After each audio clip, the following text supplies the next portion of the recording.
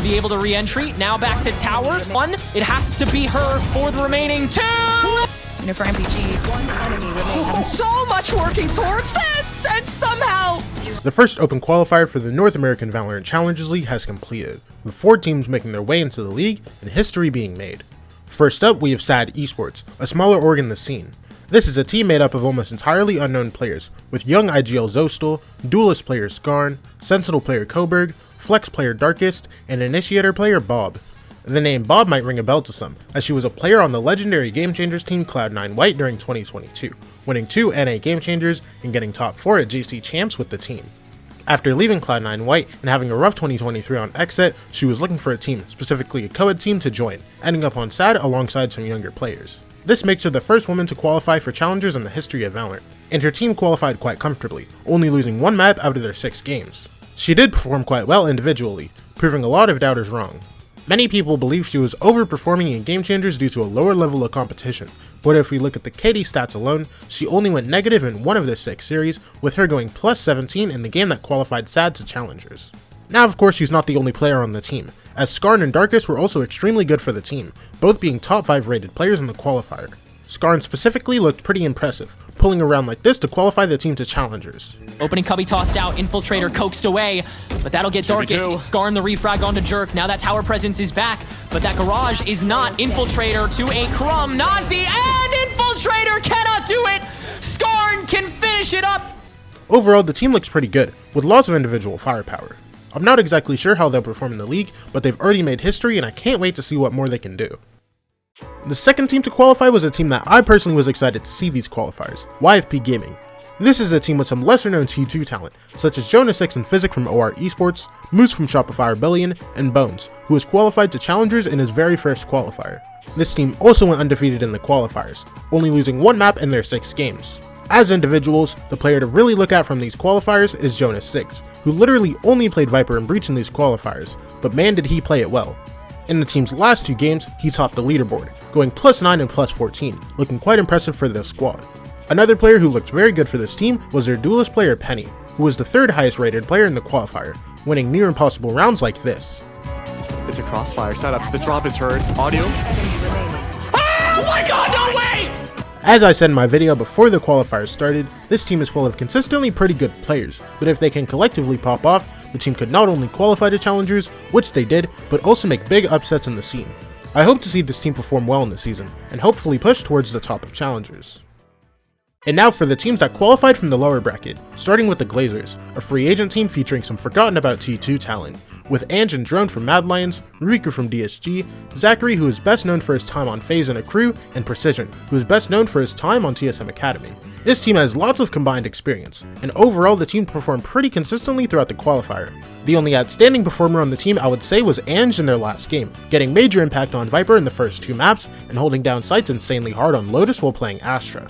Overall, I wouldn't put this team as one that can really contend for a top spot in the league, but they're not really towards the bottom either. I'd say they're around the middle of the pack.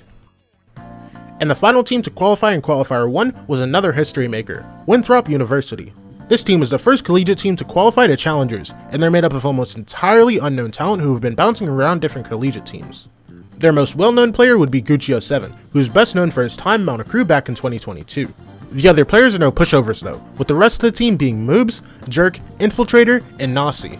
This team has a similar feeling to 2023 EG when it comes to the roles, as the only player on a consistent role is their duelist player Infiltrator, with everyone else moving roles around pretty consistently.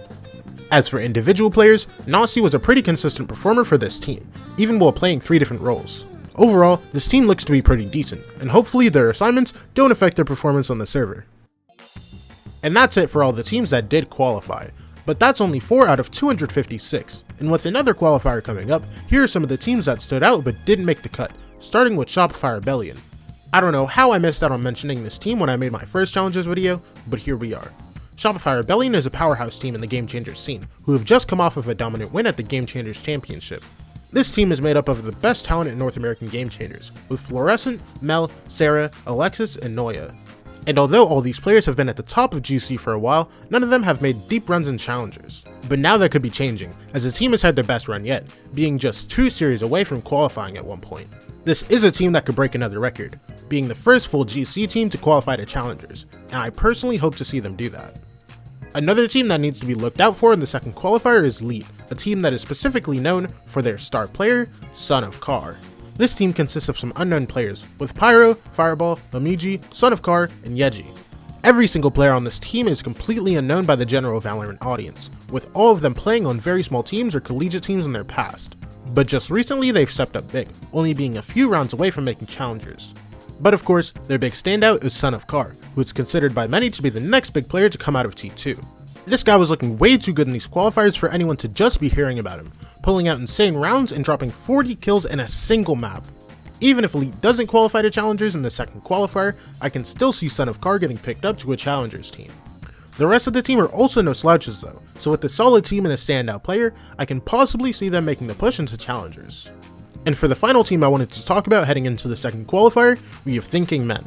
This team features Reformed, who played on EG in 2022 and remained on their reserve roster for 2023, Lear, who played on OR Esports, and 3 pretty unknown players, in Paint, Vix, and Anderson.